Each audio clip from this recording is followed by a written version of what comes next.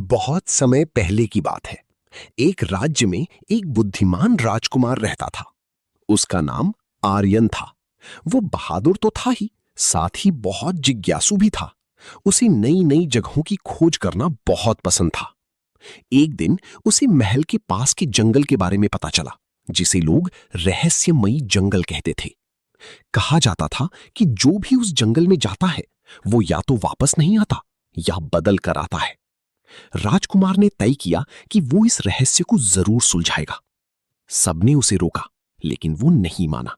वो अपनी तलवार और एक घोड़े के साथ जंगल की ओर निकल पड़ा। जंगल में घुसते ही उसे अजीब अजीब आवाजें सुनाई देने लगीं।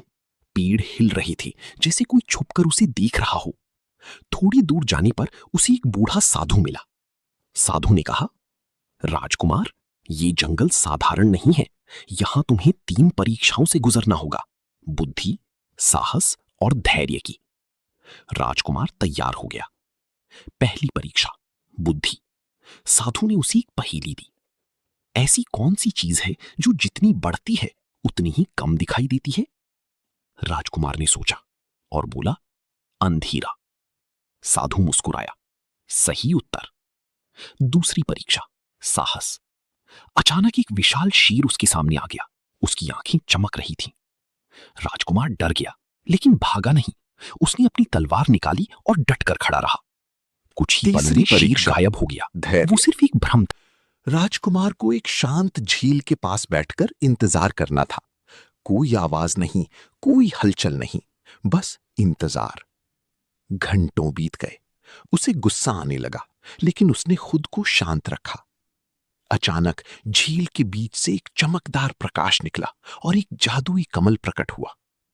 साधु फिर प्रकट हुआ और बोला, तुमने तीनों परीक्षाएं पास कर ली हैं। ये जंगल तुम्हारी परीक्षा ले रहा था, डराने के लिए नहीं, सिखाने के लिए। राजकुमार ने वो कमल लिया और वापस अपने राज्य लौटा। उस दिन के बाद वो सिर्फ बहादुर ही नहीं, बल्कि और भी समझदार राजा बना। सीख: असली ताकत सिर्फ बल में नहीं, बुद्धि और धैर्य में होती है। असली ताकत सिर्फ बल में नहीं, बुद्धि और धैर्य